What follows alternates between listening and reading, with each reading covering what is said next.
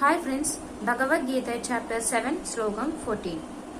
दैवीहेषा गुणमयी मम मया दुरत्यया मामेवा ये प्रपद्यन्ते मयम् ஏதம் தரந்திதே.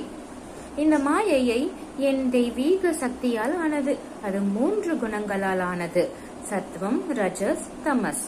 ஆனால் யார் முழுமையாக எனக்கே சரணாகதி செய்கிறார்களோ அவர்கள் இந்த மாயையை கடந்து விடுகிறார்கள். இந்த உலகம் மாயையின் பிடியில் சிக்கிக்க இருக்கிறது. அந்த மாயை தெய்வீகமாக இருந்தாலும் அதனை கடக்க முடியாது.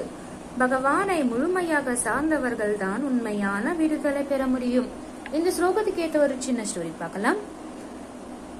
ஒரு கிராமத்தில் மீனா என்ற சிறுமி தன் பாட்டியுடன் வாழ்ந்தாள். அவள் எப்போதும் சந்தோஷமாக இருக்க விரும்புவாள். ஆனால் அவளுக்கு பள்ளியில் தோல்வி, நண்பர்களிடம் கோபம் மற்றும் வீட்டு பிரச்சனை.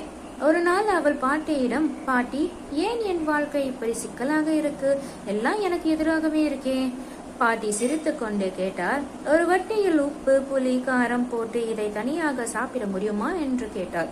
மீனா கூறினாள், அது முடியாது, சேர்ந்து இருந்தால்தான் நல்லா இருக்கும் என்றாள். பாட்டி கூறினாள், ஆம், இதையெல்லாம் சேர்த்து சமைத்தால் சாம்பார் ஆகிடும். வாழ்க்கையின் சுகம், துக்கம், கோபம், சந்தோஷம் எல்லாம் மாயையின் பாகங்கள். மாயையை கடக்க கடவுளின் சரணாகதிதான் வழி. இந்த ஸ்லோகத்துல ப்ரொனன்சியேஷன் ஏதாவது மிஸ்டேக் பண்ணியிருந்தா பெரிய மனசு வச்சு நம்ம மன்னிச்சிருங்க. தேங்க்யூ.